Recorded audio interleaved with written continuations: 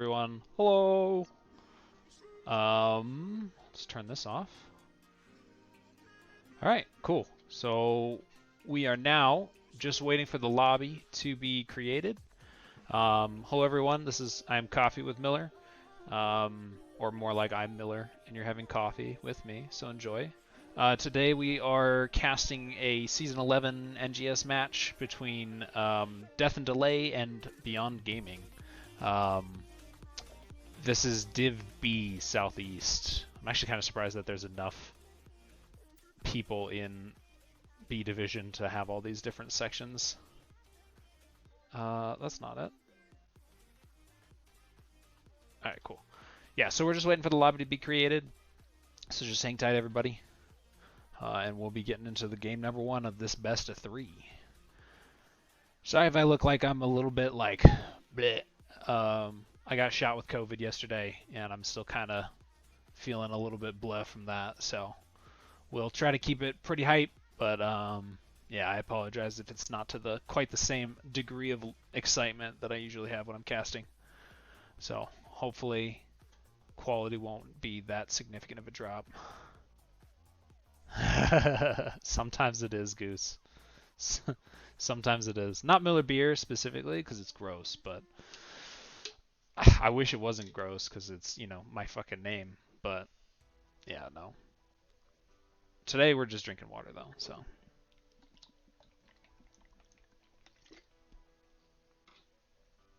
Ooh,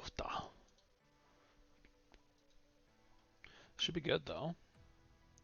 I'm excited. Good luck.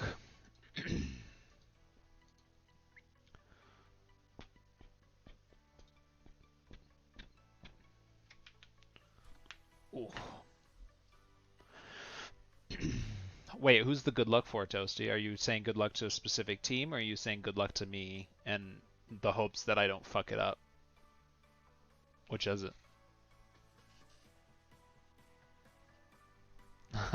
Hydrate. Alright, non, I'll hydrate.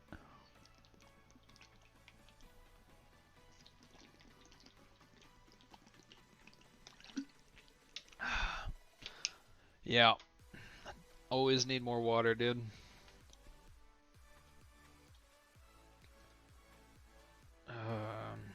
Still waiting on that game to be created. Must be getting their people together, so.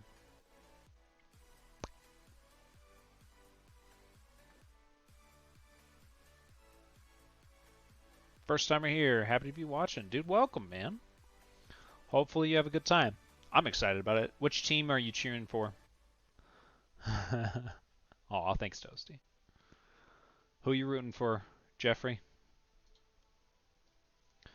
Because whoever you decide you're rooting for, I will make them sound extra special and good. I'm just kidding.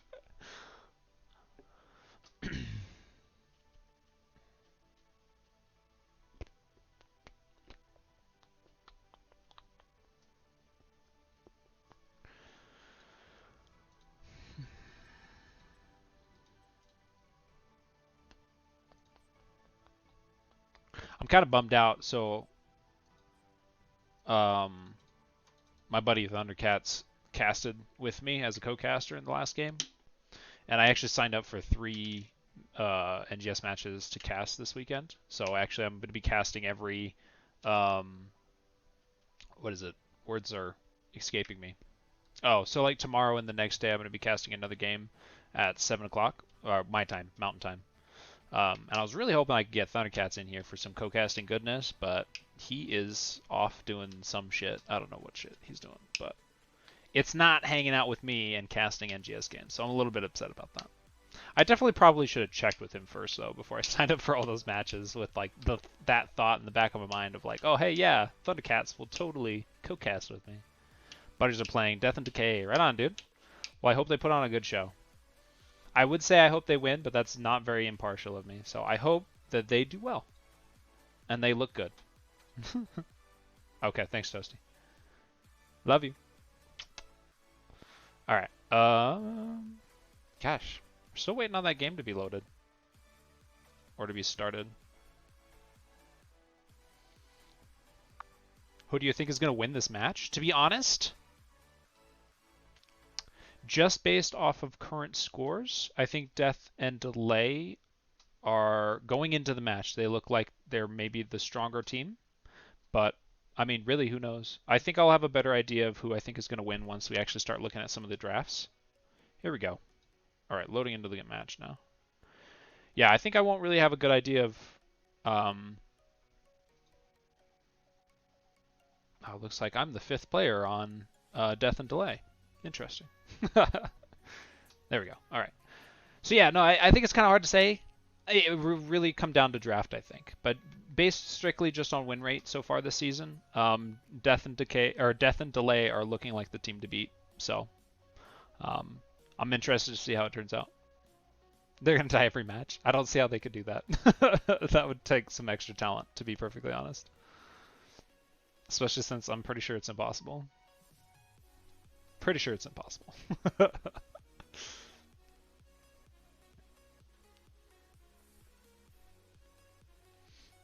Alright. We are getting close. So I'm going to go ahead and turn on game music. And I'm going to turn off my shiz. Bop. Alright, there we go. Looks like all the players are loaded in. Just waiting for everybody to ready up and we will be underway.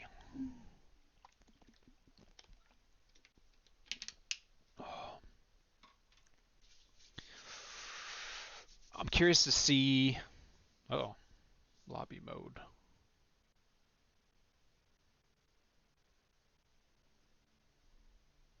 Oh, there we go. There's the tournament draft. Okay. Let's go. Death and Delay. Man, got a lot of Death and Delay fans. Bringing in all the peeps. Okay, bet. Bet, Toasty. Alright, people giving the readies. Throw in my ready. Show that we're good on this side. We haven't had a single stream hiccup so far, so you know that's probably a record somewhere, at least for me, pretty sure.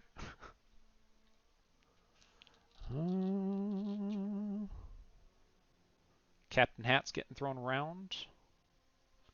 Come on, I just want to get into the match.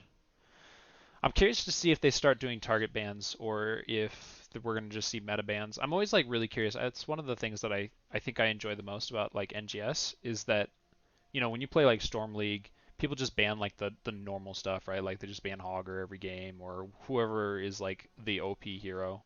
Yeah. Still good. All right, we're going. It's happening, I think. It's happening. All right, let's get in here.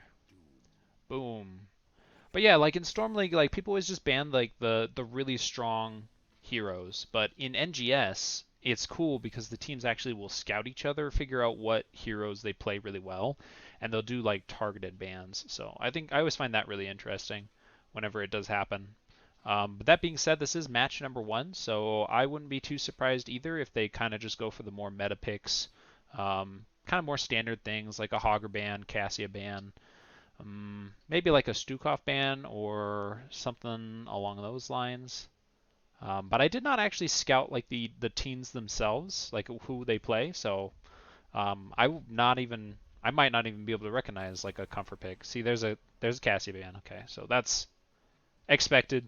Strong hero, strong damage dealer, hard to deal with. Chromie ban also pretty standard. Chromie is a strong ranged mage assassin, so not too surprised about either of those bans this far. So I guess, you know, poo on me. We won't see some targeted bans probably until game number 2, I suspect. But I mean, they still do have one more ban, so we'll see what they do with these. I wonder if we're going to see a double support comp. It's something I've been seeing quite a few times so far. Diva ban. Okay. I think that's pretty reasonable. Not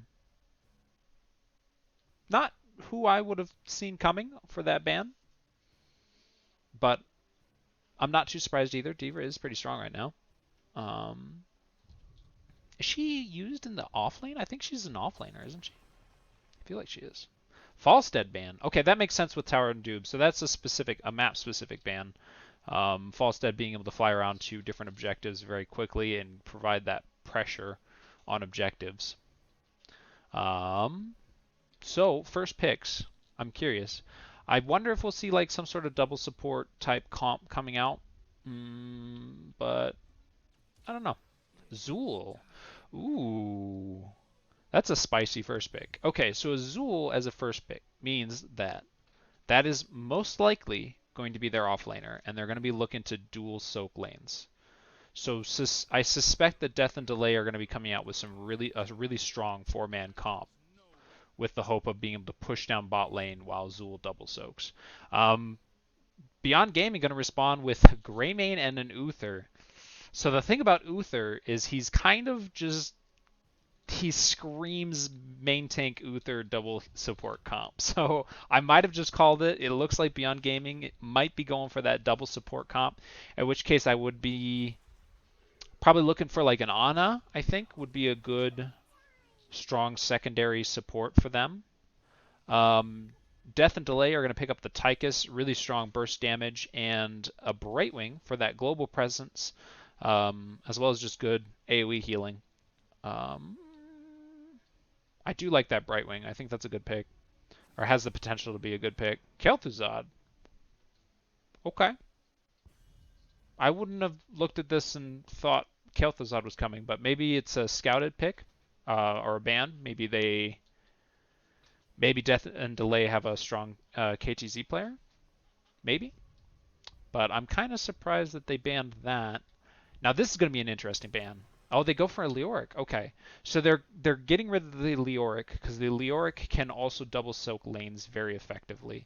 So I think they're trying to get rid of offlaners who can clear lanes really efficiently so that they can't keep up with Zool. But with that being said, they still have Malthael and a couple other strong offlaners who can still clear lanes pretty quickly. A Varian and a Li Ming. Is that a taunt variant? Oh, this is interesting.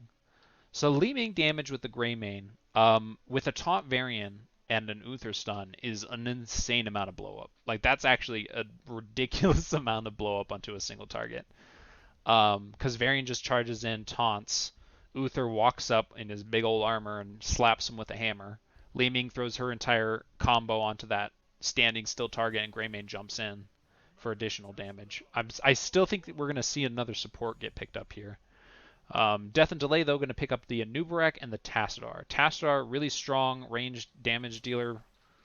Yeah, there's the Malthael. Okay, so they're solo supporting Uther. Interesting. I guess they had to, right? They unless they were going to run the Greymane in the offlane, which seems weird. Or like the Variant, I guess, could have technically done it. Hey, thanks for the follow, man. Appreciate it. But yeah, Malthael can keep up with this double lane soak. So you're going to see Azul and the Malthael likely rotating between two lanes, trying to soak both lanes, while the rest of the four are trying to push. I am a little bit worried for Beyond Gaming. If I'm looking just at draft right now, I would be more comfortable putting my money on Death and Delay right now. Just because I'm scared that Uther is going to have a hard time keeping some of his members alive. Let me switch this over to in-game. There we go. But we'll see how this goes. All right, so let's go ahead and... Oops. Nope. Nope. There it is. Okay, I figured it out. All right, so on the left side, we have MZ17 on the Brightwing. We have Mac Daddio on Tychus. Delta Sniper on Tassadar. Zool is being played by Huckett. And MDC on the Anubarak. Over here on the right, sorry for this thing, I just can't read very quickly. We have Ghost Dunk on Malthael. Defiant Angel on Uther. Goose being played by Greymane. Dark Knight on the Variant. And Skeeter on the Li Ming. All right. And let's see how this shakes out. We have a Li Ming already coming down here bottom for the sneaky plays, so just some siege damage on that bottom wall. So that's likely where Beyond Gaming is going to want to rotate down with that 4-man to get as much damage as possible. But Death and Delay have a lot of clear, and they're just going to wipe out that lane very quickly and then immediately start rotating down. We have the Malthael up top, and it's going to be facing against that Zool. Interesting rotation. I'm not really sure where. Uh-oh. Might have lost somebody. And they're back. No pauses coming out, though. Some siege damage down in bottom lane. And this is what I'm talking about, where we're going to have that four-man push / fight. And right now with the... Oh my goodness, that was a lot of leaning damage. Good lord. That Anubarak just absolutely melted. I actually did not see that coming. That caught me completely off guard. I was not expecting that kill at all. So very nice pick by the Leeming player. The Skeeter just landed every single one of those hits and just melted that Anubarak.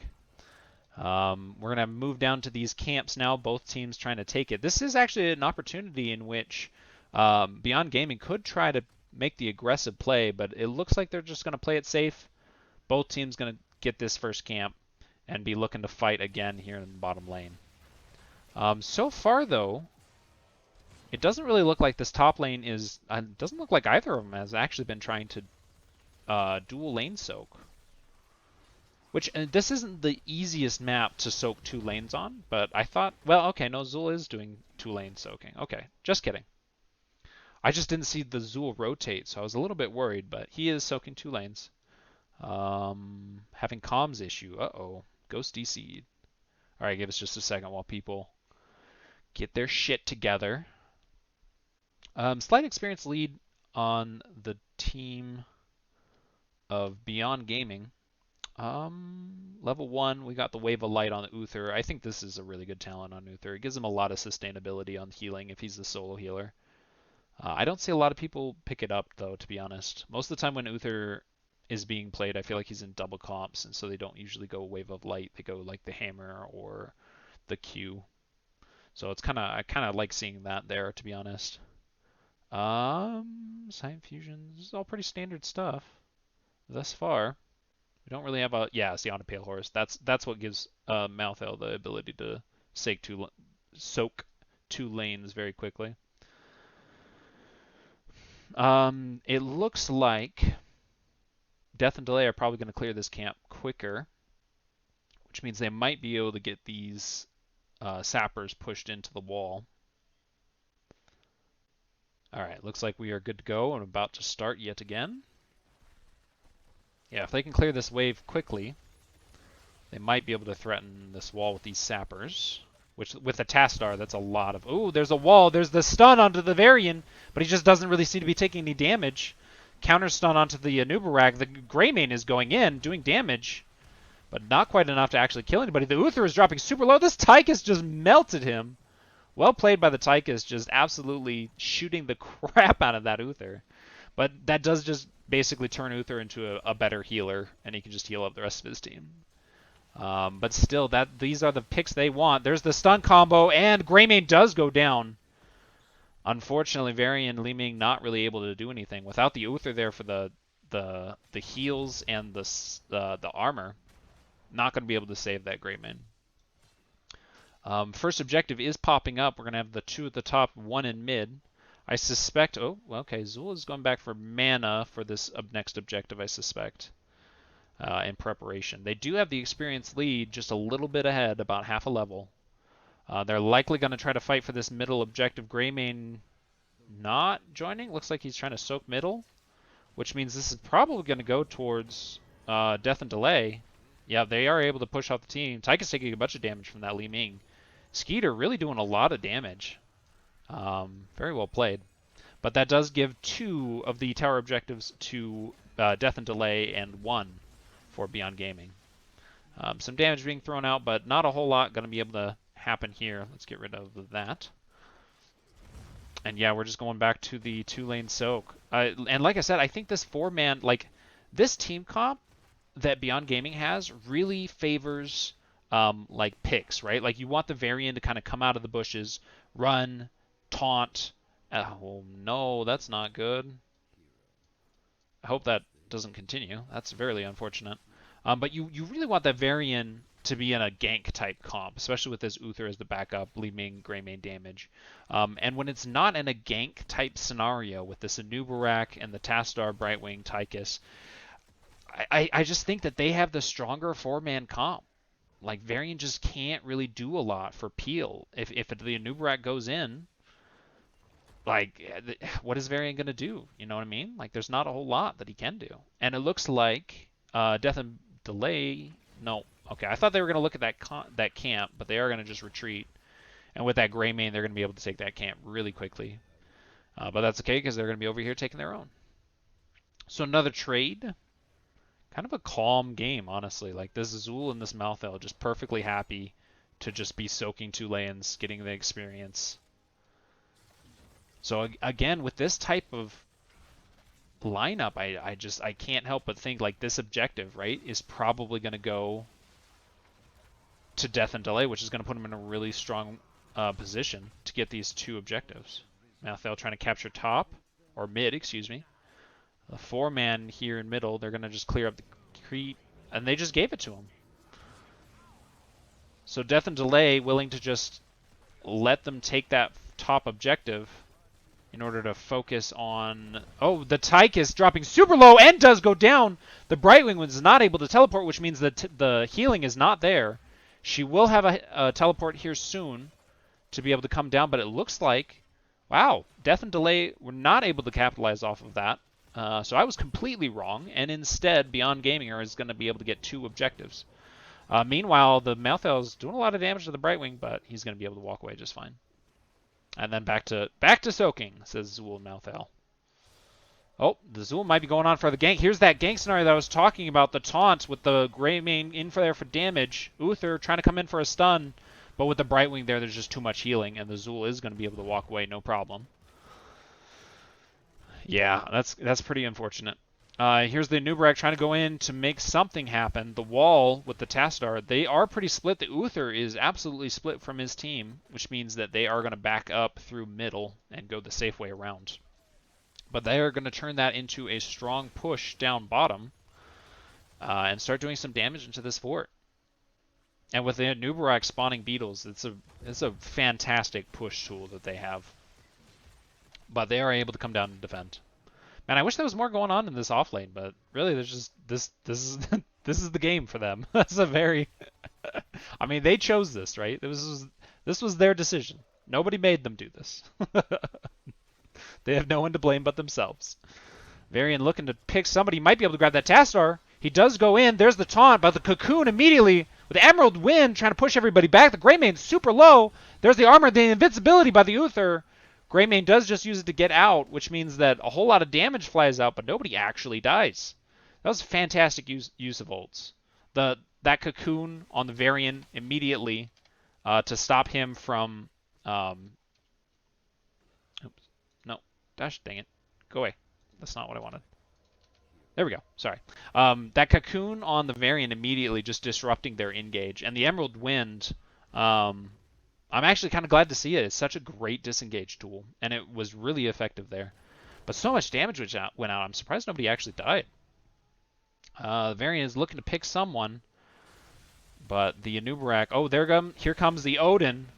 There's the taunt, and Tassadar does go down, just does not have enough health, but that Zul does so much damage. Anubarak bringing down the Li Ming and the Grey Mane, and the Tychus is just chunking.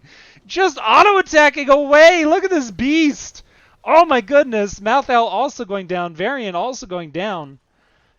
Very well played by Death and Delay. And they're still going for it. The Cocoon on the Uther with this Tychus and the Brightwing.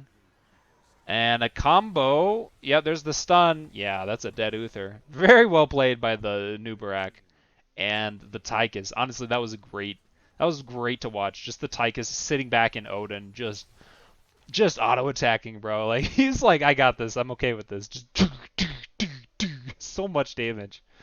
Oh, that was great. Love to see it. Zul's a little bit far forward, but yeah, no, it's just going to be a Malthael, so he's just going to back out. Anubarak getting taunted. Some damage with the Li Ming, but he has 60 armor. He doesn't care. Anubarak does not care. MDC playing very well. Aside from that one blunder at the beginning of the game where he lost all of his health very quickly, he's been doing very, very good job of peeling for his team and disrupting the enemy, preventing them from being able to do what they want to do. Specifically on this Tassadar, who's just so squishy. That was a black hole. Unfortunately, they didn't get any value from it. But they were able to push in those sappers, so maybe that was really what they were trying to force, was just make sure that those sappers did get in to do some damage onto that fort. And they're going to be in a good position here soon to be able to take this down. A couple more waves and they should be able to poke it down.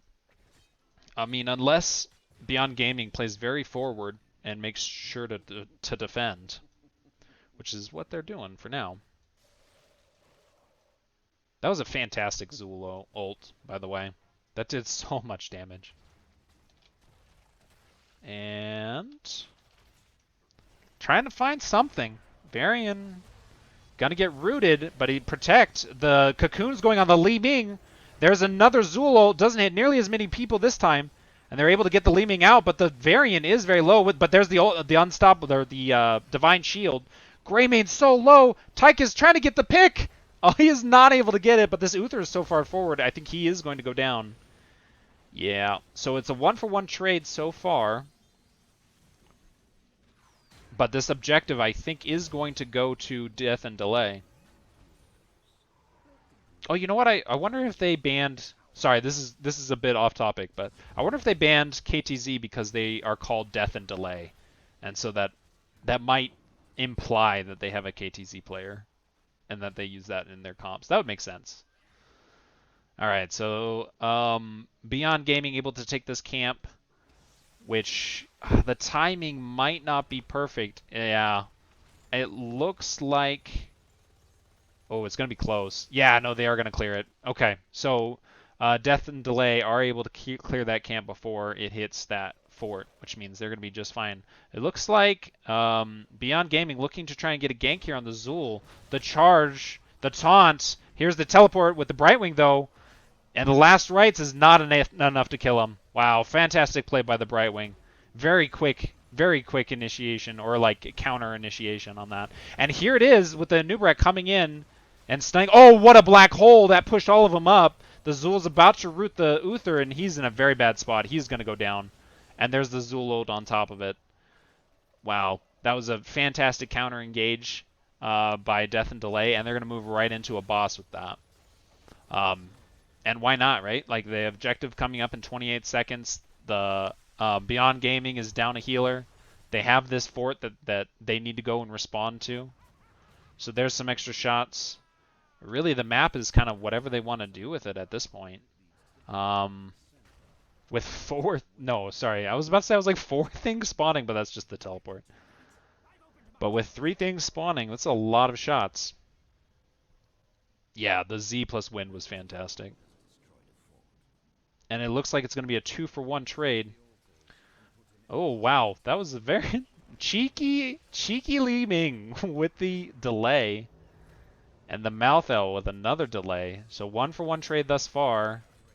Odin's being popped now, though. And there's the Cocoon, just to guarantee that they get that objective. Down here in bot, though. No, they're retreating. Okay, I was about to say. Beyond Gaming looking to try and steal a camp. Odin just pushing, doing a little bit of damage. But they're going to just take top. I suspect they're going to take this top and then rotate down onto their camp. And then try to push bottom. Is what would probably be the safest route for Death and Delay. But it looks like they're trying to get this pick on this Greymane. There's the burrow, but it is not able to land. Which means they are going to be safe for now. Malthel up here trying to clear this top fort. And yeah, see, there's their camp. They might be able to threaten their camp as well. Yeah, see, Beyond Gaming throwing out the pings, trying to say, we need to defend this camp. We need our team right here, right now. Because here comes Death and Delay, and they're going to just take it. Yeah, and there's nothing they can do. They're up here trying to clear this top camp. So that's 2 camps pushing down bot. So while they take top, they're going to just take bottom again, which is really the more valuable fort structure. If you could choose any of them, you want to choose bot every single time. And there it goes. Wow, that was really quick. They still haven't even taken top. There it goes. There it goes. But still, this is a very good position. Oh, wow. There's the Zul ult.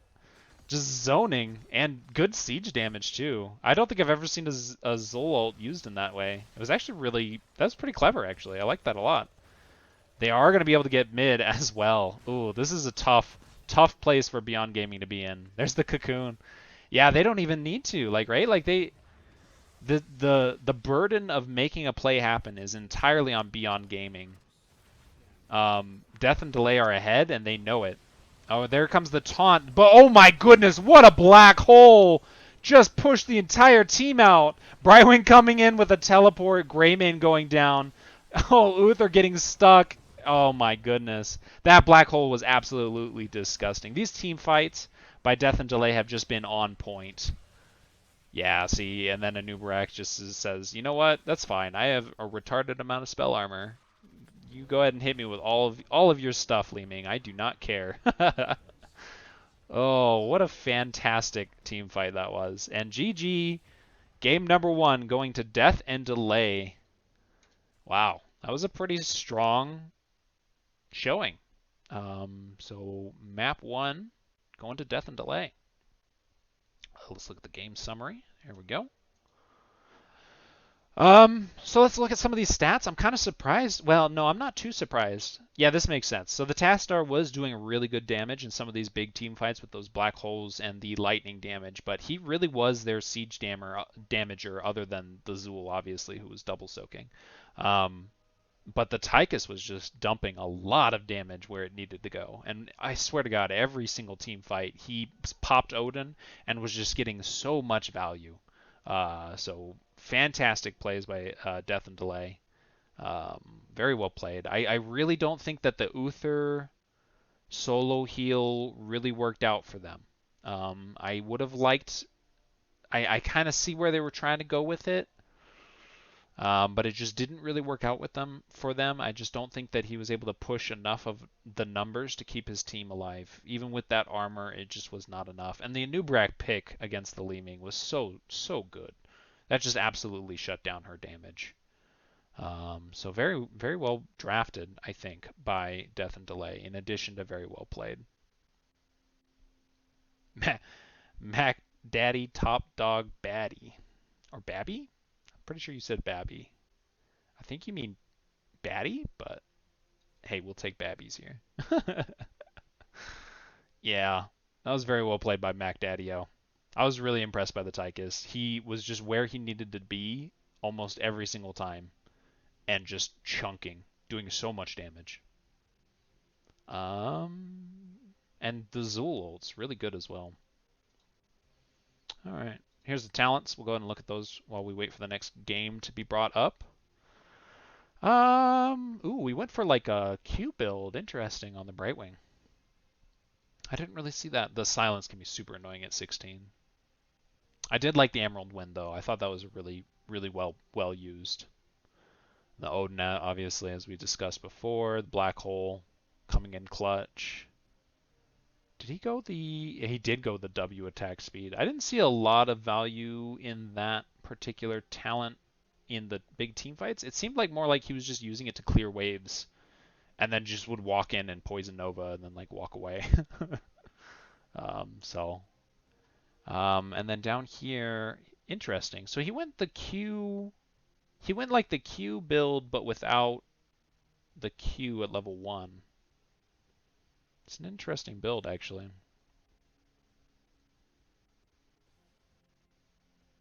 Yeah, I don't know. I don't know that that was necessarily. It was like he couldn't decide on what build to play, because I feel like if you go W, there's some other talents here in the 4 and 7 that you could go to give you a little bit more value.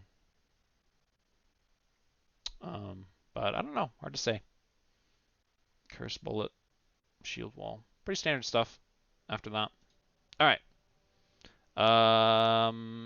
Here we go. Volskaya Foundry is our game map number 2. Whoops, let me swap this here. We'll pull up this. This is, by the way, the bands and the picks. So we have Volskaya Foundry as our pick number 2. Let me check real quick. Pick map, just so we know who's the first pick. If they respond.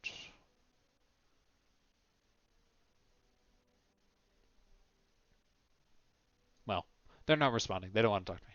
Beyond Gaming picked it. Okay, there we go. So Beyond Gaming picked the second map as well. So it looks like Beyond Gaming is trying to prioritize the maps themselves rather than the picks. And who did Death and Delay pick? They picked the Zool first level. Um, and they did use him quite effectively for the 2-lane soaking and just coming in with those ults at the right time to really make a big difference. So very well played by the Zool.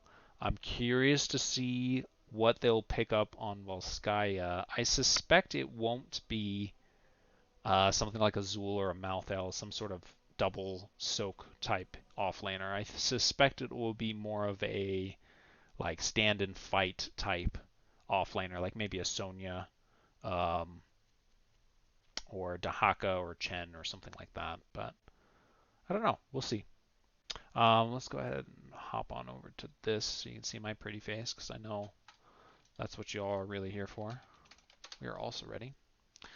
But it looks like we're going to get into game number 2 here in just a moment. We're already in the lobby.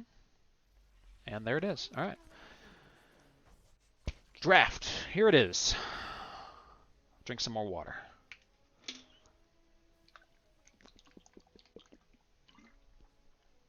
That's good water. All right. So game number 1, we had some pretty standard bans.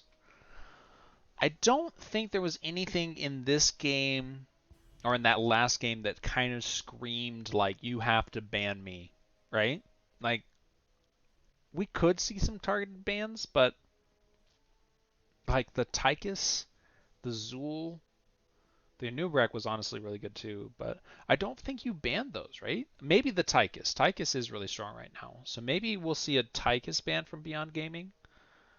Um, but I don't think there was anything in particular that Death and Delay really need to worry about from that last game that they're going to feel a need to ban a targeted ban. So I suspect, at least for Death and Delay, we're going to see some more standard bans. Another Diva ban, okay. Which is what they banned last time, so no big surprise there. This is where we might see some more targeted bans. Maybe Tychus ban.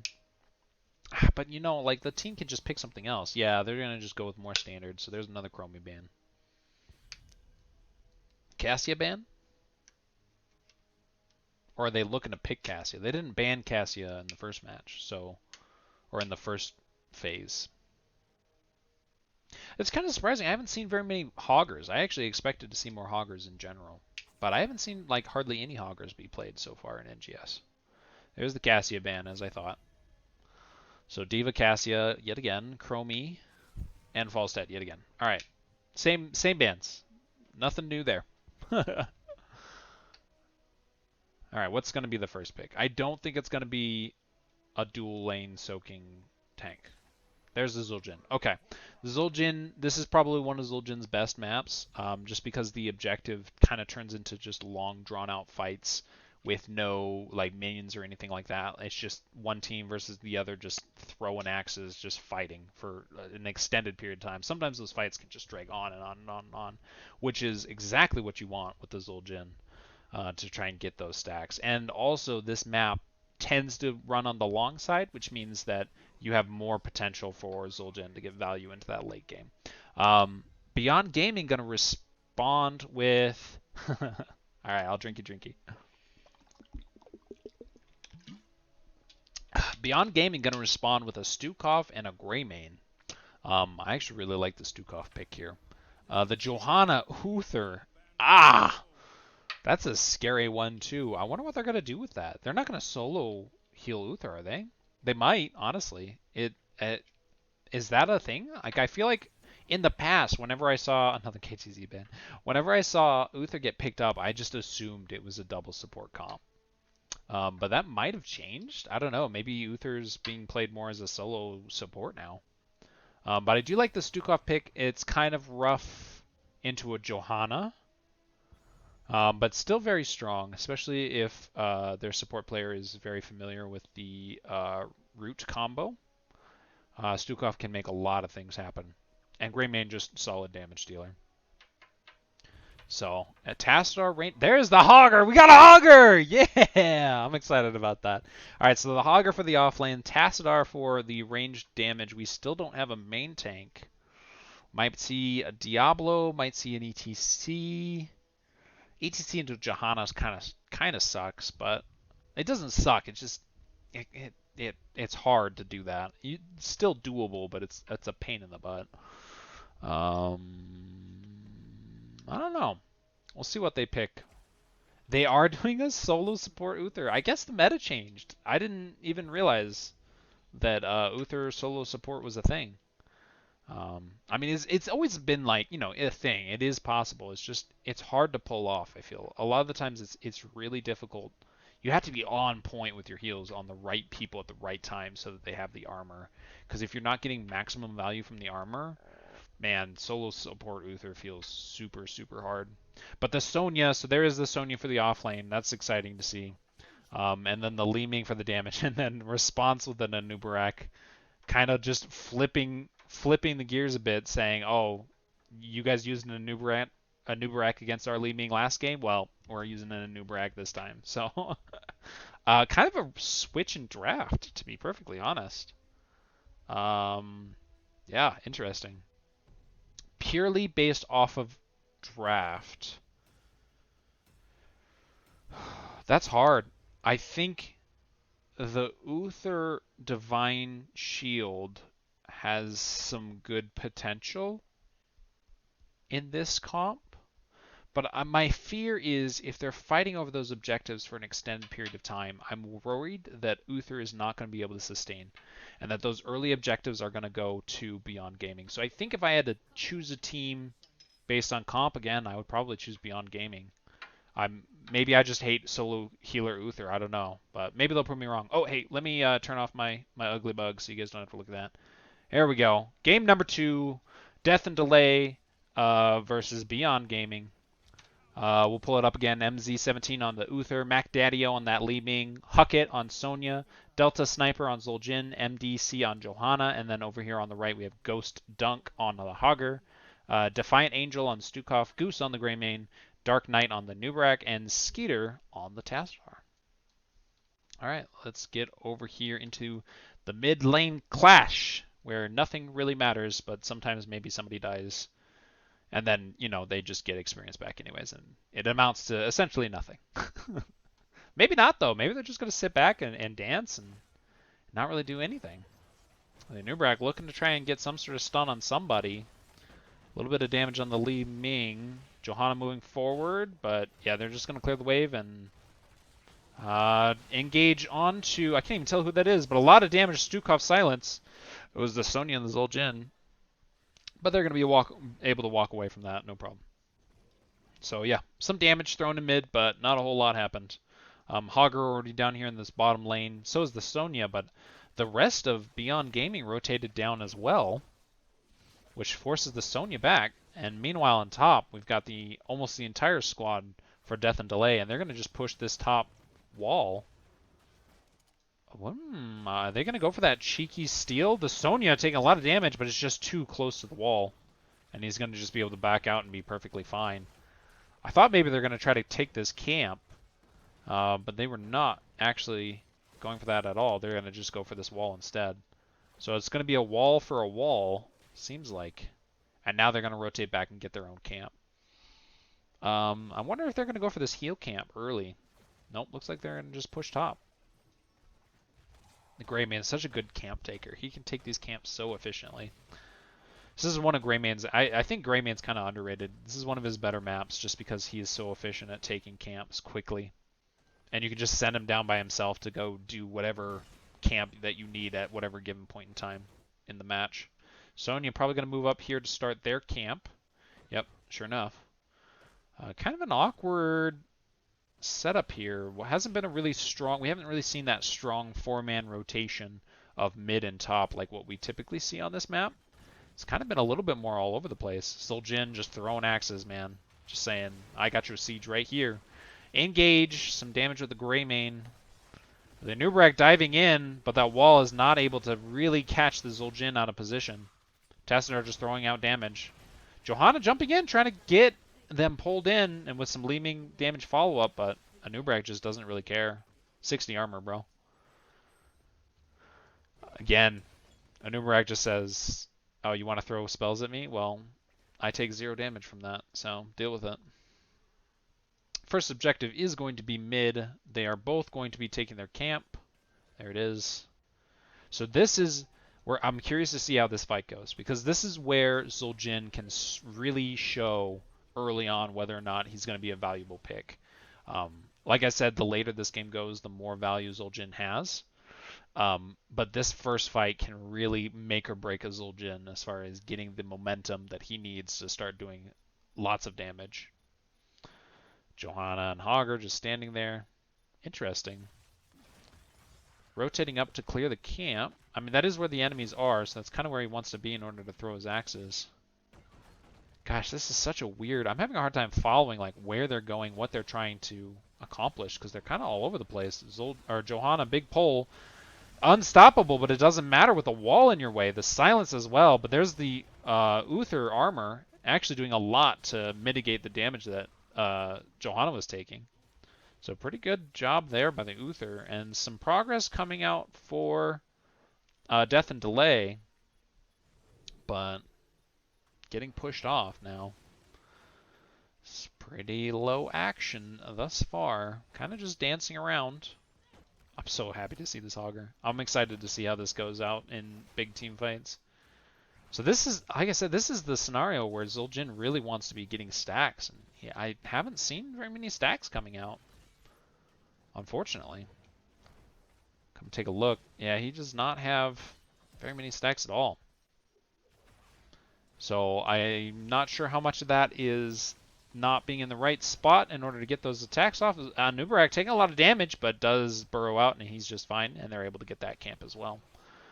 But I'm not sure if it's the Zul'jin is playing too far back or not in the right spots at the right time, or if Beyond Gaming is just doing a really good job of kind of keeping out of range of the Zul'jin. But we'll see as we go along. God, neither team really willing to fully commit to an engage. I mean, it's so hard, right? Like, who do you engage on? Like, with the Johanna and the Nubarak, both of them are super, super hard to get. But they need to get a good engage onto the Tastar or the Stukov or the Leeming, or maybe even the Uther. Or the Zul'jin as well. Oh, Zul'jin took that healing camp. I didn't even notice. So with that healing camp, they should be in a good position. And that Johanna's just chasing down that Tassadar. Very far forward. But not taking any damage. And with that heal camp, they're able to just heal right back up. Gosh dang, there's some damage coming out with the Li Ming. Oh, big orb missed.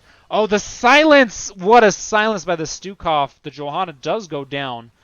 The Uther not able to keep her alive, unfortunately. Like, that's the type of situation that I was talking about, where the Uther just kind of doesn't really show his value, because, like, in this long, drawn-out team fight, he couldn't top off the Johanna because he didn't have the sustained healing. So the first objective is going to go to Beyond Gaming, and they're going to take it top right away. Yeah, same stuff down bottom lane. And they're going to take this wall and probably, yeah, they're going to go straight for that fountain as well. This is going to be a good opportunity for Zul'jin to get some stacks, because he can attack that Punisher or whatever robot, mech, Godzilla, whatever it is, without too much issues. Big engage on the Stukov. He is in a bad spot, getting stunned. Doesn't really have a lot of places that he can go. Oh, oh my God, is that a guillotine? We have a guillotine Zul'jin, ladies and gentlemen. The Greymane trying to make the aggressive play. Oh gosh, I wonder if you just get out of the mech at this point. Oh, what a push! Oh, that creepy hand from the mech pushing the Johanna back into the fort. Well played. Well played. You don't see that every day. That was definitely going in the favor of Death and Delay, but that was a great creepy hand by the Punisher. Right after I was like, I think you just get out of the Punisher, right? Like, this isn't working for them. Maybe they just get out, and then they use it to get a kill immediately after that. So goes to show what I know. Absolutely nothing. Li Ming's kind of in a scary spot. Should be fine. Although with the Stukov and the Anubrek, oh my goodness, the leap and the guillotine. They're going for the burst.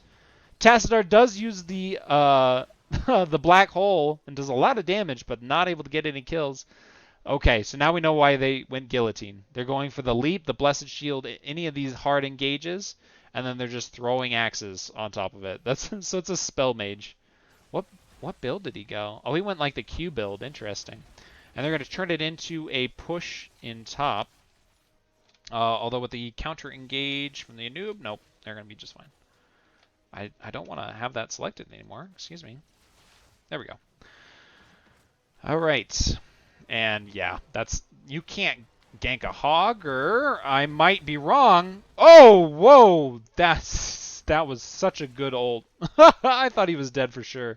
I was about to say you can't gank a hogger, and then they legit almost ganked a hogger. But Hogger was able to use his ult in order to get out of there very quickly. Well played by the Hogger, getting out of that sticky situation. He did have to use his ult, but it's not that long of a cooldown. He'll have it back up before too long. So it looks like we got some turrets. And they are, Death and Delay are going to posture to take this heal camp. And it is going down quick. I'm so happy this is a Guillotine Zul'jin. That's exciting as hell. That's super cool. It makes sense with this team comp, right? Like the Uther stun, the Johanna Blessed Shield, the Sonya leap. Like just wait for the CC and then just throw an axe. The only part is that you have to play super far, well, not super far back, but you just have to play a lot safer. Because you don't have that Tazdingo as a fallback to kind of like get out of jail free card. Zoom out a bit here. The next Protector, that's what it is, Protector. I keep calling it all these other crazy things like Gundam and all this crazy shit when it's the Protector. I always forget. Alright. It looks like they're trying to make something happen here mid. Death and Delay going to just take this camp though. And then they're going to probably rotate up to this top objective here any minute. Although, nope, they're going to come down to try and stop this push down in bottom lane. They are going to be able to get that fountain, but here comes the engage, the stun onto the Hogger. The leap onto 3. There's some good damage. Oh my goodness, the guillotine comes out and destroys the Hogger.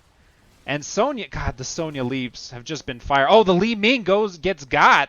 That Greymane turned around and just destroyed that Li Ming. I kind of missed that. My bad. So very well played by Beyond Gaming getting that counter kill. That definitely puts them into a position where they can still make something happen here. It was a 1-for-1 trade. They're going to get this turret. I'm kind of in. This is not super good for Beyond Gaming. This top camp is getting a lot of push value. Alright, there's the Greymane up there to stop that. A stun onto the Sonya, but yeah, with the Uther heals, he's going to be just fine. I'm surprised we haven't seen any like big mass rotations up top. They're just willing to kind of ignore it for now. Clearing mid. What are we waiting for, guys? There's some good damage on the Zul'jin. He's getting stunned, isn't able to move. There's a ton of damage. The Anubarak goes down for the Li Ming, but the Tassadar does kill the Zul'jin, and the Tassadar goes down as well. They are able to grab that heal camp and drop it, but that was still a 2-for-1 trade. Zul'jin, you didn't have that Tazdingo. If you CC train him, he does go down. Did Ming go Glass Cannon? The Ming did not. She went Illusionist, but has Mirror Ball. So, with the Mirror Ball, able to dump a lot of damage. Also with the Blink damage. She went Blink damage, right? Yeah, she went Calamity. So still able to dump a lot of damage. You don't necessarily need Glass Cannon to be able to do that much damage. And it looks like they're going to try to steal this camp as well. But the Uther just sitting on that objective. I don't think the Stukov and Nubarak can do anything about it. There's the slow. The Nubarak went in, did the cocoon on the Johanna. Takes a lot of damage, but I think he's going to be fine. Johanna's just going to be able to walk out now. Sonya does have her leap. I wouldn't be surprised to see a leap in here. There it is, onto the and the Blessed Shield as well. Here comes the Guillotine and the Divine Storm. Zul'jin gets caught out by that black hole and does die to the fort. This is part of the issue with fighting in this underneath this fort that you guys still haven't cleared. Hogger trying to get in something happen, trying to block somebody off, but does get turned on and melted. So Hogger, I haven't seen a lot of value from the Hogger thus far. What the heck was going on down there? I guess Greymane was pushing bottom lane. Not the worst, honestly, for that particular situation. I mean, probably would have been better if he was up here for this team fight, but at least getting value somewhere. So that Johanna is going to sit on that objective. But it looks like Greymane Stukov is going to contest. Yep, and Johanna's going to retreat immediately. Oh, nope, going to stand right back on it. They're not really willing to commit. They don't have their Nubrak or their Hogger. So I think they're a bit scared. But yeah, there they go. They pushed up the Johanna now. Get this camp. All right, both teams are fully up. We do have a leap. We do have a Johanna shield. Yeah, dude, the leap is too good. I agree with you. The leap into the guillotine has just been fire.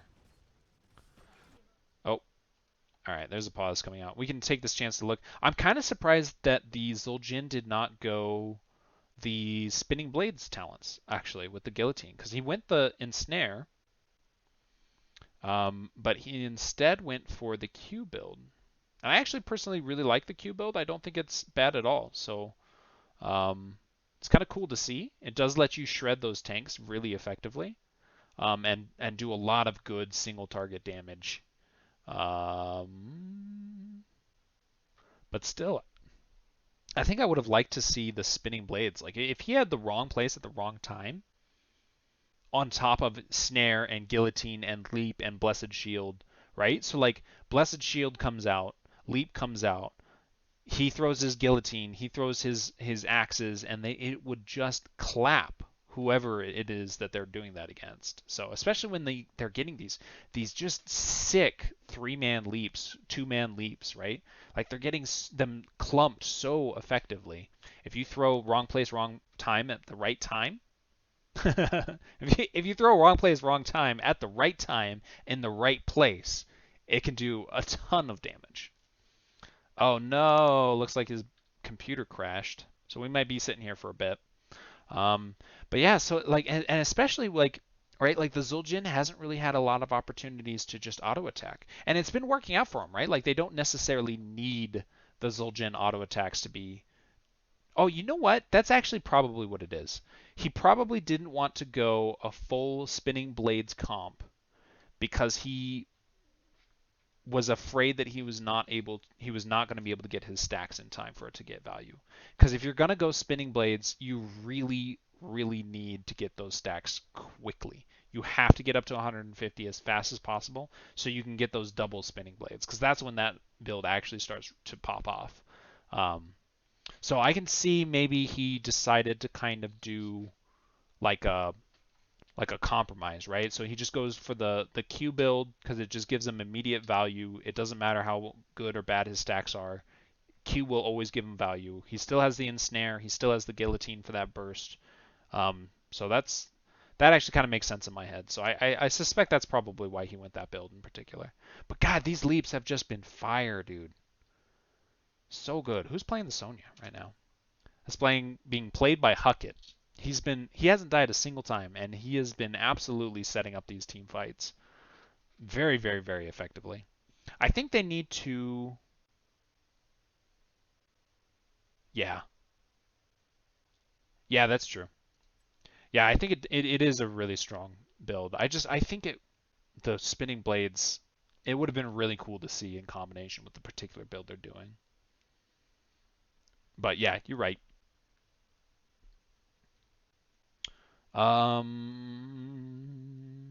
Looks like we are about to start up yet again. That was a fast restart. Get this minimized. Looks like they're going to be taking this heal camp. Uncontested by the scenes. Yep, there's a heal camp. Alright. So here's the next team fight. We'll see how it goes. There's the leap onto the Greymane. So much burst damage. The Greymane goes down, but what a black hole! The turnaround, the leaping just gets melted. The Sonya is able to drop the heal, but is still on the run and is so low.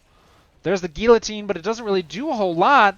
Oh my goodness, Zul'jin is able to destroy this Stukov, but does pay for it with his life, and the Johanna dies as well.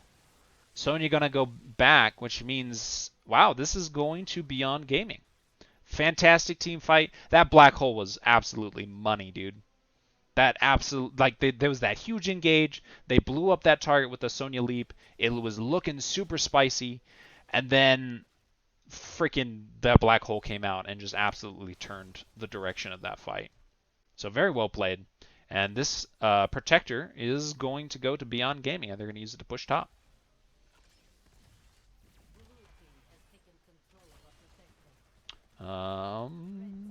And there's not a whole lot they can do about this. I wonder if they're probably going to go mid. Yeah, looks like that's what's going to happen.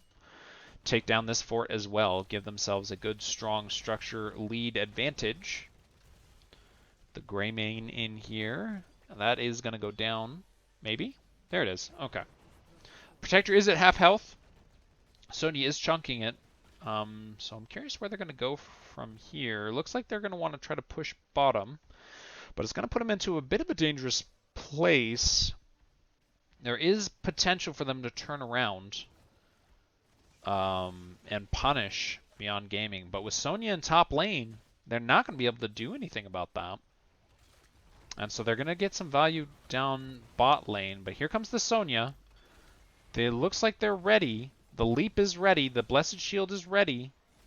All of their tools are ready to go. They're just looking for that Punisher to die. Interesting. And they just hopped out and said, all right, we're out. And with the Hogger and the Nubarak playing Peel, it looks like they don't want to go for it.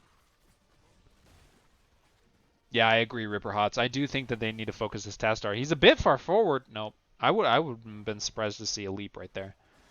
Yeah, the Tassadar is doing a lot of damage in these team fights. Like Greymane, obviously a lot of single target damage, but these team fights are being won by the Tassadar. So Skeeter again with the very good plays coming out for Beyond Gaming. And they're gonna just turn this into a turret. And then they're probably gonna just go back and get their turret. No, heal camp? It is up in 8 seconds. Yeah, they're gonna go get their turret. So now, the burden of making something happen is on Death and Delay. They do have 20 tier talents now, so they're both on 20s, which means they're on even playing field. So it is a bit favoring Beyond Gaming right now, but it's still anyone's game. There's still keeps up on both sides. Looks like they're trying to get this heal camp. Johanna trying to get in there. There's the Blessed Shield coming out on the Stukov. The leap on the Tastar. Oh my goodness, the Stukov doesn't die though, and the Sonya drops. The Leeming drops. Stukov does go down from the Sonya, but the Johanna super low and does go down. The Uther goes down as well. Zul'jin is the only one still alive. What even happened there? What a freaking team fight. Beyond Gaming. The Stukov didn't die. I mean, he did eventually, but he did not die from that engage. I thought for sure that was it. They jumped onto the Tassadar. They did what they needed to do, but they absolutely just got destroyed anyways. Black Hole's still coming out. Cocoon still coming out. Like, everything's still coming out, and they're able to just turn that into a full team wipe. Which is a bottom keep. It looks like they're trying to end it. I mean, and I think they're going to be able to. Death and Delay are dead for another 10 seconds. Shields are gone. Oh, the Greymane got hit by that hand. That might be enough to prevent them from not be able to get this. Down to 50%. Oh, they have to be careful. Uther coming in with the stuns. There's the black hole, but the leap. Oh my goodness, Greymane goes down. The Anubarak goes down. The Tassadar goes down. Hogger is gonna drop. Oh, it's at 13%. No, it's so close. All right, not quite able to clutch the victory. We're at 13%. Stukov, the only one still alive. Where are they gonna go? What are they gonna do with this? Almost a full team wipe. They don't have a healer. They're gonna go for this aggressive camp steal, I think. Are they gonna go? Oh, they're gonna gank the Stukov. Oh my gosh! That net just trapped the Stukov, and they just melted him. My goodness, now they're going to go for the top keep. Ah! Who will win? I don't think they can end it. Oh, that Stukov is going to be down for so long. Oh my goodness, what is going to happen here? Oh, this Zul'jin is just chunking it. The shields are down. Greymane is up. Anubrak is about to be up. Tassadar is about to be up. Hogger soon to follow. Cocoon onto the Sonya. Dive onto the Li Ming. Stun onto the Zul'jin. Another stun on the Zul'jin. Gets hit by the hand. The Sonya goes down. The Zul'jin goes down. Oh no! Oh no! The Li Ming goes down! It's at 2%! It's at 1%! The Johanna goes down as well! It's at 1%! It has 96 health! Oh my god! No! Oh, this Uther. Oh, but there's catapults. There's 3 catapults. The Uther wants to... Oh, but the Hogger is here. And the Stukov is here. There's the push! He says, get out of here, Uther. Get out of here. And we are going to go to a game number 3. Oh my gosh. I did not see that coming. Good lord. Oh my gosh. Well, there you have it. 1 for 1. 1 for 1. Yeah, there we go. We are going into game number 3. Oh god, it had 96 health, guys. It had 96 health. That is insane. That was such an exciting ending. Wow. That was a joy to see. That was very enjoyable. Well played by Beyond Gaming. God, that was such an aggressive play. Just back and forth. Oh god. I thought that Zul'jin was going to get it. They were so close. Great defense. All right, let's look at some of these stats. Li Ming pumping out a lot of damage on Mac Daddy-O. Zul'jin, lots of siege damage. I think the damage that he put out was where it needed to go. Kind of like last time, honestly. He played it more like a mage, honestly, than an auto attacker, which is kind of hilarious considering they had Li Ming and then the Zul'jin. More like just trying to get as many good guillotines as he could. Those were fun to see, but unfortunately, it did not pay off for them. And Jesus, that Tassadar damage. This Skeeter is really probably MVP for that game, in my honest opinion. Just for the black holes. Like, there was so many team fights that were looking so bad for Beyond Gaming. It was a good pick, strong engage, what have you, and then it was just, oh yeah, but I have black hole, and so now your entire team is dead. And then it was just completely negate their engage and just melt the enemy team. So very well played by the Tassadar. I think the Anub'arak was a good pick. Yeah. I don't think we got to see Hogger really shine too much on that map, or in that game in particular, but it was still really fun to see. He is hard to kill, so there was definitely some times where he was on the back line and was kind of hard to kill, but I don't know. Didn't see a lot of value, but I hope to see more Hogger in the future. Let's take a look at talents. Oh yeah, the Kugelblitz. I don't even know how to say it. Freaking insane. Alright, we're going to pull up the next game. Look at my ugly mug. While we load it up. What a freaking back and forth game, dude. What a game number 2.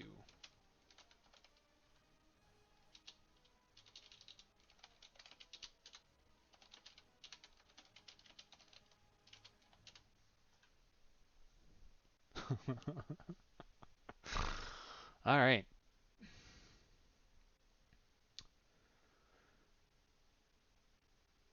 I think we're good. We're all in here. Just waiting for some readies, and then we will be into game number 3. That ending was wild. Got a style and stash? Thanks, Ripper. Appreciate it. We're going to grow it out still a bit. Yeah. Yeah, I agree. I think it was really close. I think the Ming was hoping to get it with her disintegrate Kamehameha wave, whatever the heck. and it just wasn't quite enough. And I honestly think it was also the fact that the Zul'jin got hit by the Core's creepy hand thing that like pushed him back. Because if he had gotten literally one more auto attack, that was it. That's all I needed. One more auto attack, and that was a dead core.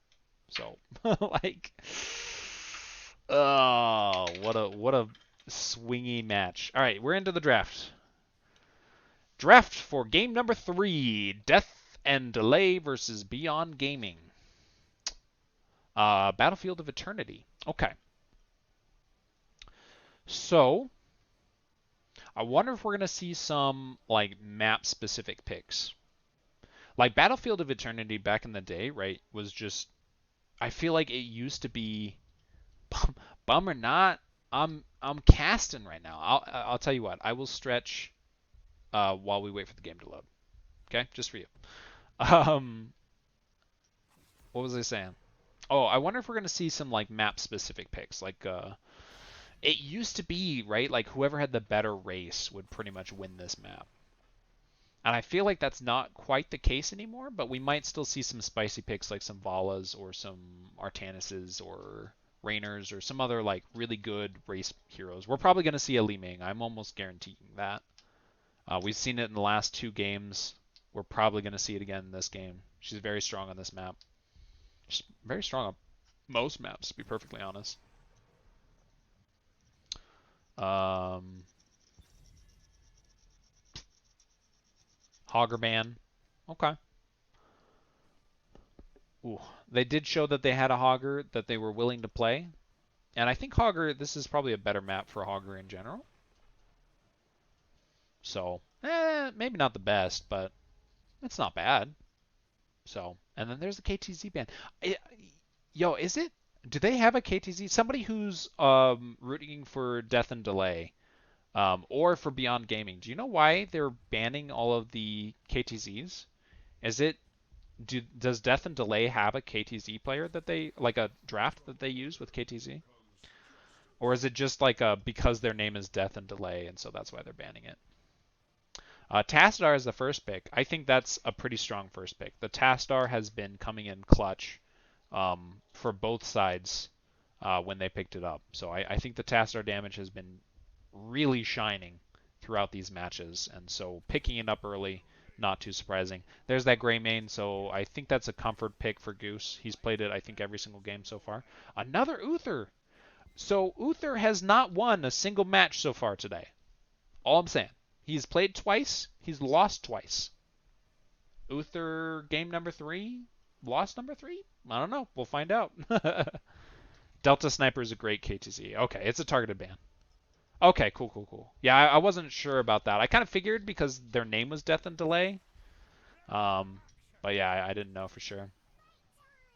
Muradin and Brightwing. I'm actually really digging the Muradin pick. It gives them a lot of engage. It's kind of weaker on the peel side of the house. So the Tastar, I think, is going to be a little bit more in danger in this particular, with this tank protecting him than he would with somebody like a Diablo or a Johanna or an ETC. Mac Daddy equals KTZ God. Fair enough. And there's the Sonya ban. I'm not too surprised about that Sonya ban. The Sonya played very well in the last game. Those leaps were fire. Didn't quite pay off for them, but it was those leaps were super good.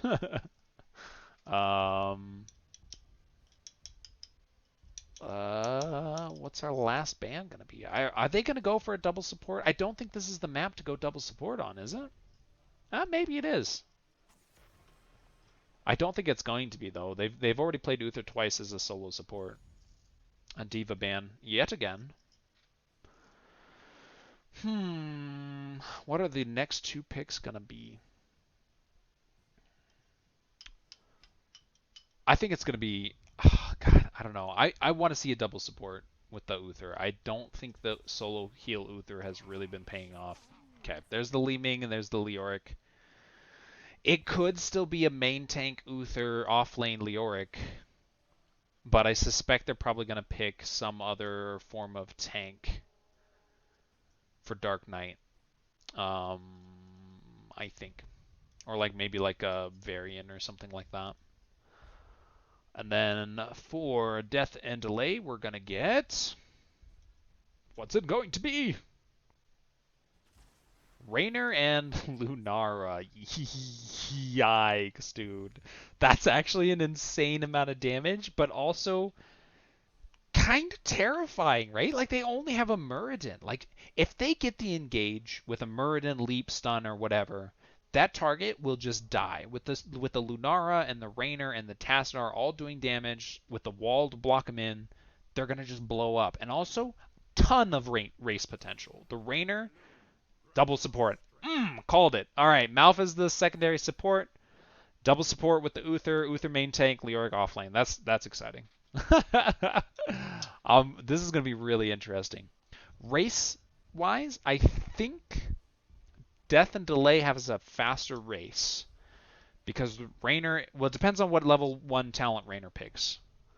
But Raynor, even without the level 1 talent that makes him do more damage against the angel or the demon or whatever, I still think Death and Delay have a faster race, especially because of that double support. Like Uther and Malf aren't going to do shit for damage. So yeah, they definitely have the faster race. So it's going to kind of be on Beyond Gaming to push in and try to like force them off, get those defenses. But with that double support early game, that is going to be really hard for them to deal with. All right, let's go ahead and pull this up. It's a crutch. Sorry. Here we go. Okay. MZ17 on the Brightwing, Mac Daddio playing the Raynor this time, Huckett on the Lunara, MDC on the Muradin, and Delta Sniper on the Tassadar. And over here on the right, we have Goose on the Greymane yet again. We have Ghost Dunk on the Leoric, a Defiant Angel on the Malf, and Dark Knight on the Uther, and Skeeter on that Li Ming. And you can't see because I turned off my camera, but I am chugging water. So give me a sec.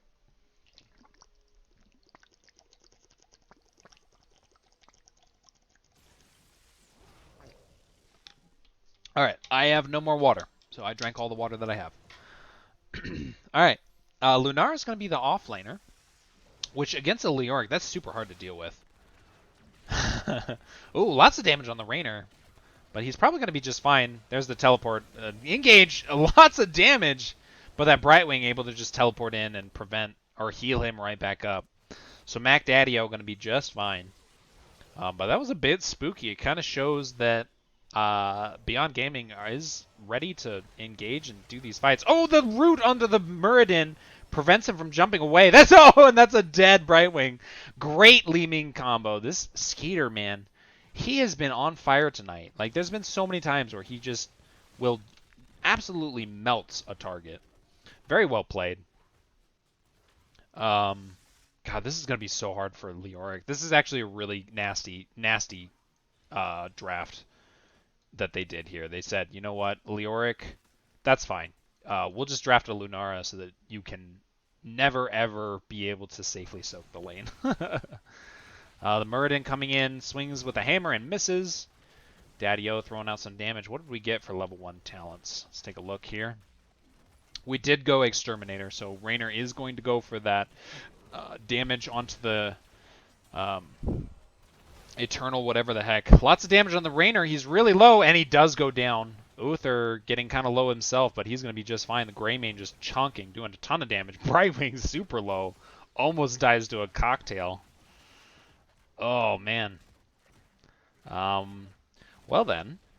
I don't know that Muradin was necessarily the pick with this particular comp. I just don't think he's going to be able to protect his team.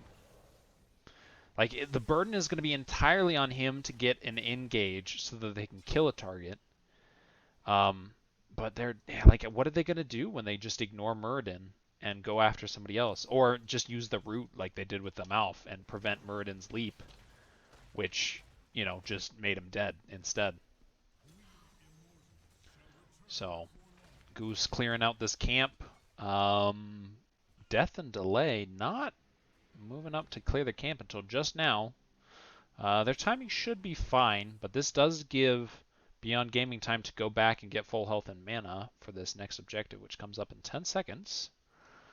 Lunara does go back. All right, so they get their objective, and yeah, okay, both teams pretty even. Here we go. Yeah, and the race does still favor Death and Delay. They have so much race potential. There's the Uther's stun onto the Rainer. He is able to back out. The root on the Muradin. Some good Li Ming damage, but he's going to be just fine. Rainer rotating back around to try and continue to race. There's the Muradin trying to peel. Stun onto the Leoric. There's a great wall. Forces the mouth to kind of go in an awkward direction. Leoric is going to shifty, creepy walk away. So they are able to defend. And this double support, man, like, what do you do against that? Like, any sort of long, drawn-out fight, if they don't immediately kill their target, they can just heal right back up, and they're going to be perfectly fine. The root onto the Rainer and the sleep on the Li Ming damage. My goodness. So rude, but he is going to be fine. All right, so now it looks like it is going to be 100% of a race, and this definitely favors Death and Delay. So this first objective is 100% going their way. Although there's some good damage. Greymane, you know, not joking around. He is able to do a good chunk of damage.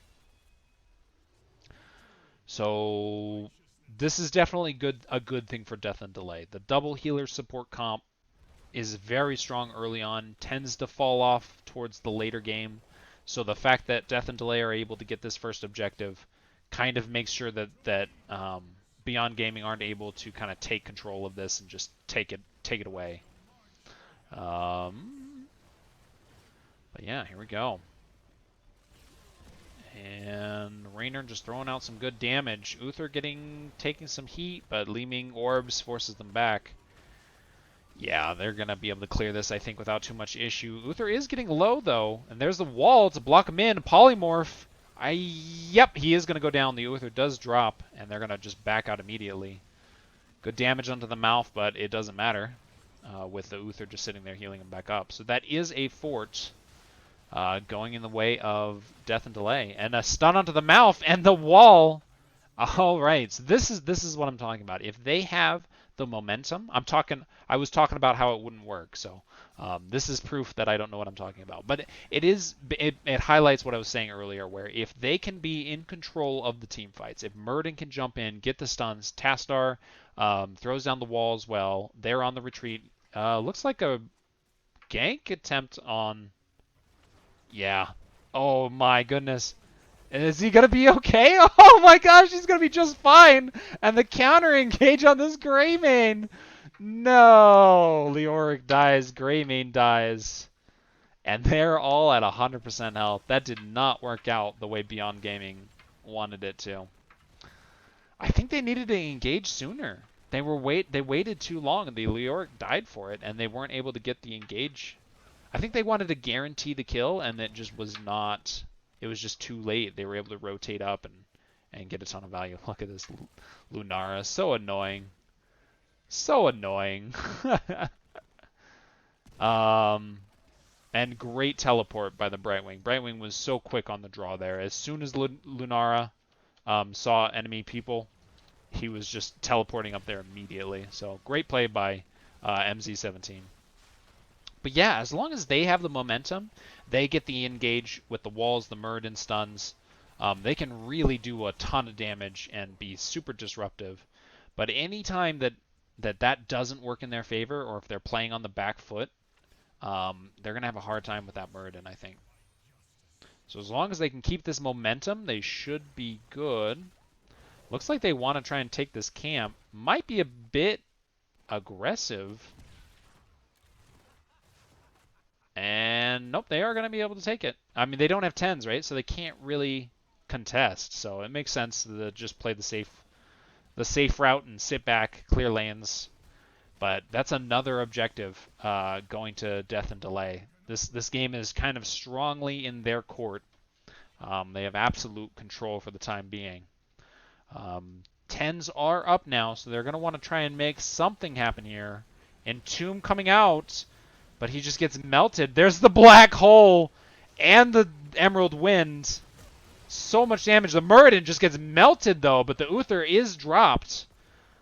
the Cursed Bullet coming out and just chunking that Uther. Mouth is going ahead and using his heal.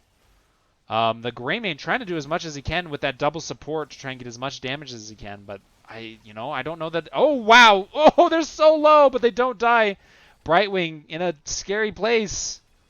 Yeah, then they get this objective. That's a full health Immortal. That is a full health, full shield, excuse me, Immortal.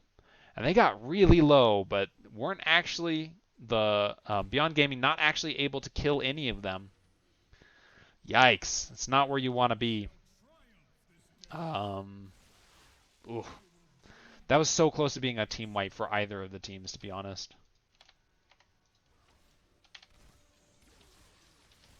There we go. Lunara back down here, just being annoying as shit. God, Lunara is such a pain in the butt. What a great pick for them, honestly. That's shut down the Leoric. There's the Entomb onto the Raynor. Cursed Bullet. Tons of damage. The teleport came quickly, but it was not in time. So the Raynor does drop. Tassadar still here to do damage, and that's still a pretty healthy Immortal Punisher. Or just Immortal. I think they're going to be able to get a keep. It's going to be close. Muradin is in Avatar form, so he's pretty tanky at the moment.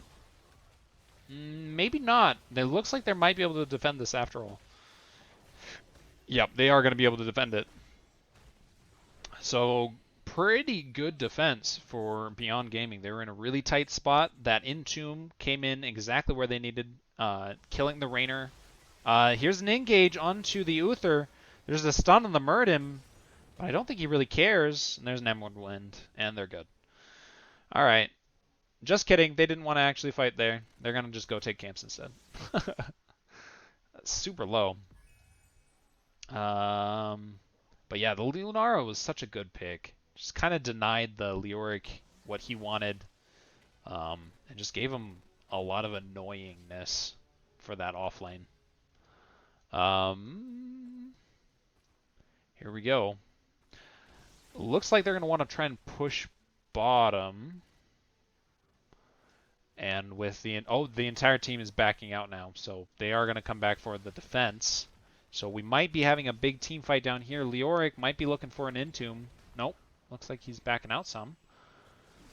There's the Hyperion. Some good Tassadar damage going out. Muradin sitting forward. The stun onto the Leoric, who gets to about half health, but he's still fine for the time being. So much Tassadar damage. Damn, that Leoric is almost going to die just from lightning. Muradin swings and a miss. Looks like they're just going to take the wall and be okay with that. And they're going to retreat? Yep. They might be rotating up to try and steal this. Lunara is just trying to poke it down. She might be in a dangerous spot here. Leaping strikes, though. The stun! They spread out very well and able to catch that. The Leoric is kind of far forward. Doesn't die, though. The 50 armor. The Leoric doesn't die. They're going in for the engage. Lunara dead. Raynor at about half health. Goose is going to have to back out. The damage dealers, the Li Ming and the Greymane, super low. Dark Knight getting low as well. Dang, they were not quite able to turn that the way they wanted. It was looking super, super good for them. But great retreat. For Death and Delay. Very good job backing out, not taking too much damage and threatening them. Oh, the root onto the Raynor. The sleep and the stun. That is a dead Raynor. Very, very well done. So good pick. That prevents a lot of their damage onto this Immortal, which means that they have a good chance to win the race with the Greymane doing damage. The engage onto the Lunara, or onto the Li Ming, the Lunara is able to do enough damage. That Li is a dead Li Ming. And it looks like they're going for the chase. The Greymane on the retreat, but there's still two supports, so they might be able to keep him alive. Uther is going to go down, though. And Leoric is now next on the chopping block, but he's going to ghosty away. And he's going to be just fine, which means that now I changed my mind. It looks like Death and Delay are going to get this next objective as well. So third objective in a row, going to Death and Delay. They have 16 tier talent advantage. I don't think that's the play, Greymane. I don't think that is. I think that's a little risky. I guess it's fine. I thought Death and Delay would have sniffed that out and been able to go and stop that. Well, it paid off for them, I guess, because now they're going to have that pushing top, and they can focus basically everything on this bot lane in order to try and defend it. So good timing on that, to be honest. I thought that was going to backfire on them. They had 16 advantage. I feel like they should have known that that's what they were doing. They probably could have done the aggressive play and gone in there to try and stop that. But this is going to be the second keep, almost for sure. Yeah, that's a dead keep, 100%. Muradin coming in trying to be annoying. Taking a lot of damage, but he's going to be just fine. Nara over here being annoying. That's a pretty healthy Immortal still, and it is heading towards core. This might be game as they push. The Uther gets super low. There comes the stun, the Divine Storm, along with the Entomb. Uther does go down, but now he can just heal. Looks like the Greymane is next on the... Yeah! Nope, he's fine. He's so much healing. Oh, he does go down, but the Muradin is low as well, and he is going to drop. So much damage. The Liming is popping off, just blowing up folks. Tassadar goes down. Oh. Oh, okay. I was like, big team fight, big team fight, big team fight. Oh, actually, the Immortal was just killing the core. My bad. So I legit was like, wait, what happened? All right, well, I guess that is it then. Game number 3. Sorry, let me pull up game summary. There you go. Game number 3 going to Death and Delay on not Infernal Shrines, Battlefield of Eternity. So there you go. GG's, guys. Yeah, it's kind of hard when you're like Death and Delay did a really good job of winning all of the objectives of winning. Period. Stop. That's all I need to say. They did a really good job of winning. They won twice. That's once more than Beyond Gaming. So they did a really good job of winning. No, but what I mean is they did a really good job of winning the objective, and they got it 3 times in a row, and that you just can't do that on this map. It just has too much value. Tassadar again, just doing a ton of damage with those black holes and the lightnings. And Uther lost yet again. So Uther picked 3 games in a row and lost all 3 games. I don't know. I do think the double support made it work a little bit better, but it just wasn't quite enough. I don't know. Like the Greymane just wasn't quite, even with the 2 supports, he just wasn't quite able to do enough damage to really kill some of these targets and make it super valuable. I think maybe a Divine Shield might have helped, and then maybe a Silence on the mouth. I don't know. Hard to say. But yeah, that was a great pick by Death and Delay to pick up that Lunara to kind of deny the Leoric. So, all right. Well, fantastic. Best of 3. Death and Delay is your winners. So if you were rooting for them, be sure to hit them up and congratulate them.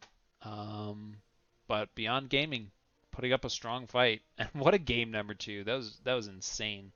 96 health. Ugh. It's crazy. All right. But that's it. That wraps up the match.